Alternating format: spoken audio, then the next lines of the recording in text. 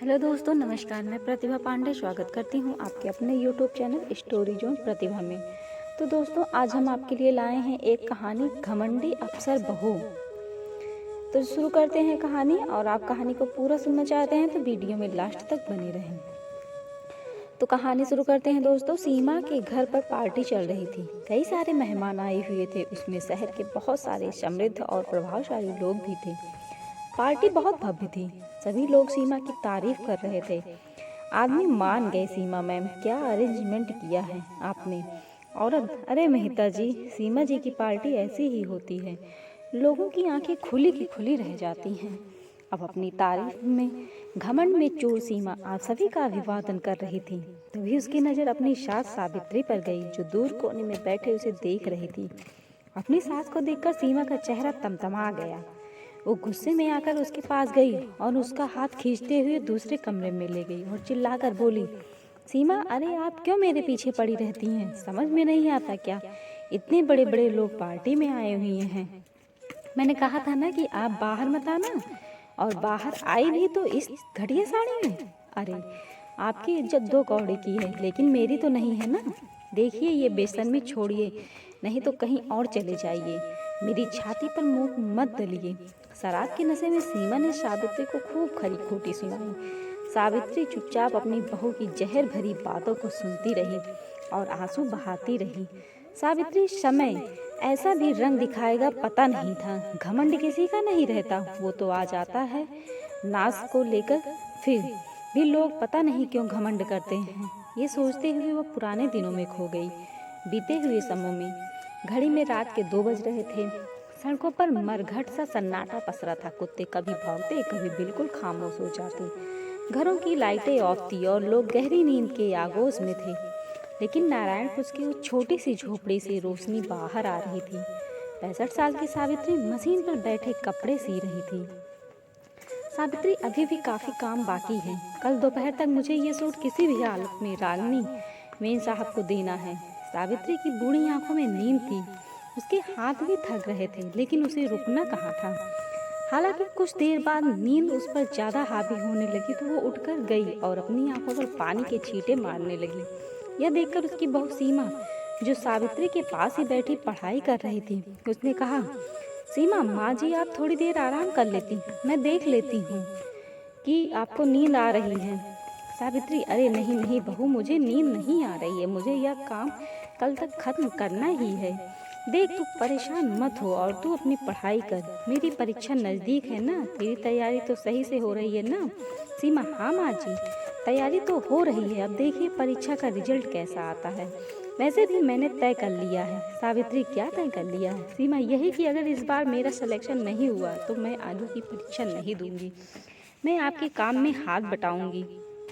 उसकी बातों को सुनकर सावित्री ने उसके मुंह पर अपनी उंगलियां रखी और कहा, सावित्री बहू, ऐसा भूलकर भी मत कहना। क्यों नहीं होगा तेरा? क्यों नहीं करेगी तू पास परीक्षा? जरूर करेगी।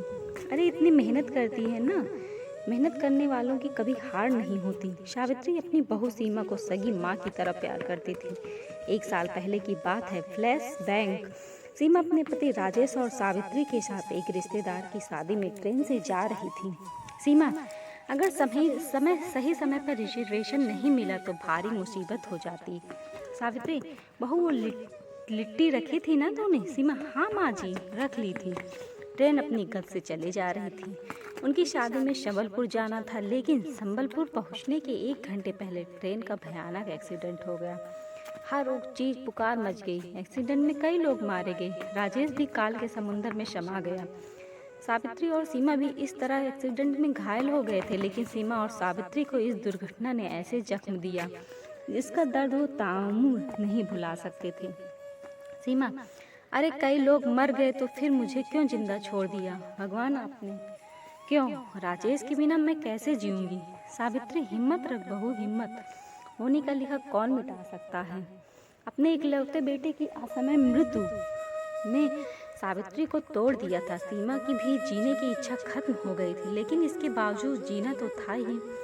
सावित्री, बहू, पता है जीवन का सत्य क्या है? यह रुकता ही नहीं है। जब तक हम संसार में रहेंगे तो चलना तो पड़ेगा ही।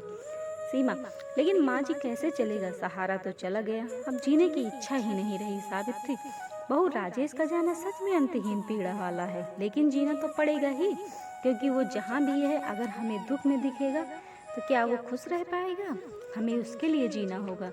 सीमा, लेकिन माँ जी कैसे सब कुछ होगा, राजेश की कमाई से तो घर चलता था, अब कहाँ से आएंगे पैसे, कैसे चलेगा घर का चूल्हा, कैसे किराया दिया जाएगा और कैसे सारी चीज़ें संभलेगी। सावित्री, बहू शादी के बाद तेरी पढ़ाई अधूरी रह गई थी, तू पढ़, खूब पढ़ा और उसके बाद अपनी मंजिल खुद तय कर, और जहाँ तक बात रही घर को संभालने की तो मैं संभाल लूँगी। राजेश के पिता तो जब राजेश 6 साल का था तभी गुजर गए थे, लेकिन मैंने हिम्मत का साथ नहीं छोड़ा, सिलाई का काम शुरू किया, उसी से ही तो उसकी पढ़ाई पूरी करवाई। आज एक बार फिर मैं वही करूँगी, इस बार अपनी बहू के लिए। उसकी बात को सुनकर सीमा ने कहा, सीमा माँ, ये क्या अच्छा लगेगा कि आप इस उम्र में काम करेंगी? नहीं नहीं, सिलाई कढ़ाई मैं कर लूँगी और संभाल लूँगी घर। सावित्री, नहीं बहू, अरे मैं इतनी भी बूढ़ी नहीं हुई हूँ, अभी मुझ में बहुत दम बाकी है, मैं तुम्हारा और आप ना दोनों का ध्यान रख सकती हूँ, बस मन लगाकर पढ़ाई कर, अपनी पढ़ाई पूरी कर और नौकरी की तैयारी कर। सावित्री सिलाई का काम करने लगी और सीमा ने अपनी अधूरी पढ़ाई को पूरा करना शुरू किया।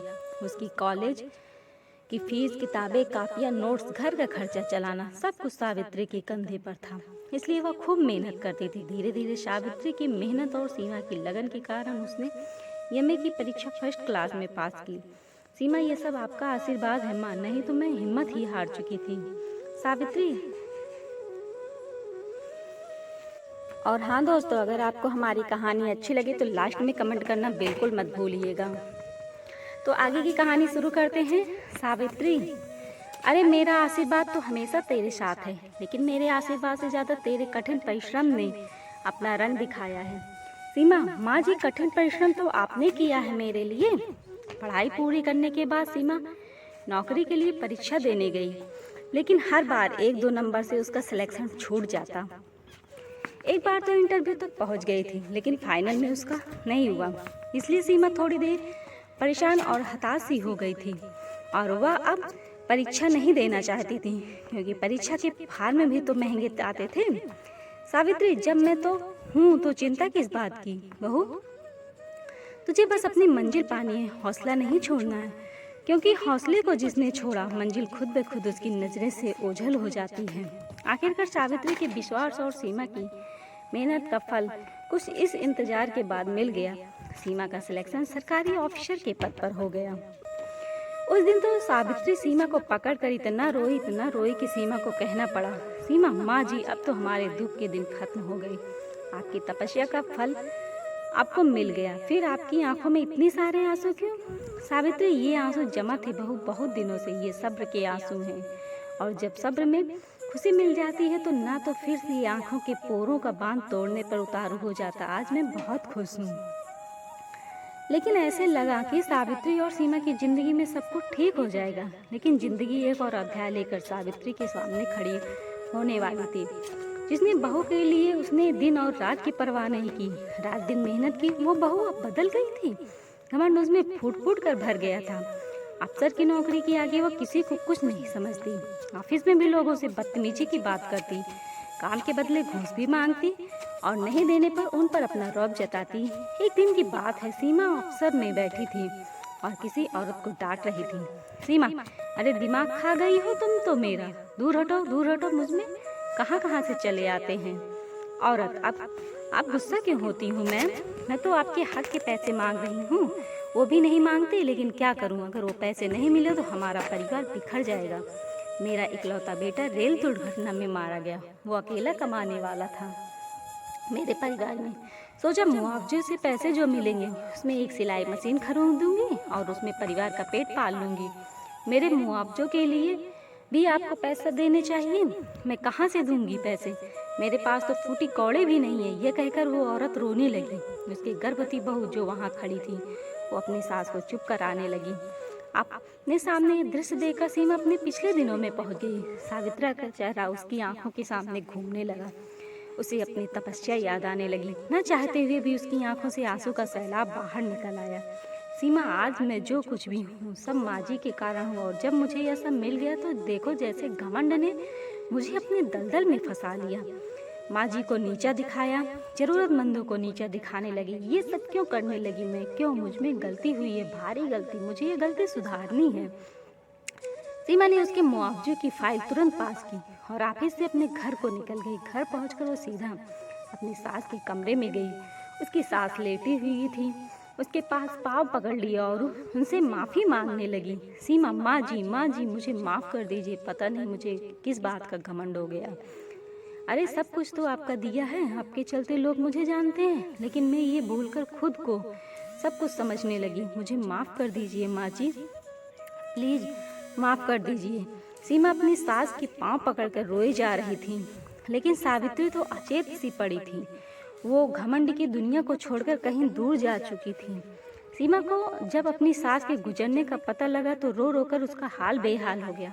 वो बार बार खुद को कोसने लगी, लेकिन अब क्या होता। हालांकि अब उसे जीवन की सबसे बड़ी सीख मिल गई, घमंड से दूर रहने की सीख। तो दोस्तों, आपको हमारी यह कहानी कैसी लगी कमेंट में ज़रूर बताइएगा, और हमारे चैनल को लाइक शेयर सब्सक्राइब करना बिल्कुल मत भूलिएगा। और हाँ दोस्तों, अपने दोस्तों के साथ भी मेरी ये कहानी शेयर करिएगा, और लास्ट में बेल आइकन दबाना बिल्कुल मत भूलिएगा, जिससे आपके पास हमारी इस तरह की कहानियों के नोटिफिकेशन जाते रहें। धन्यवाद दोस्तों।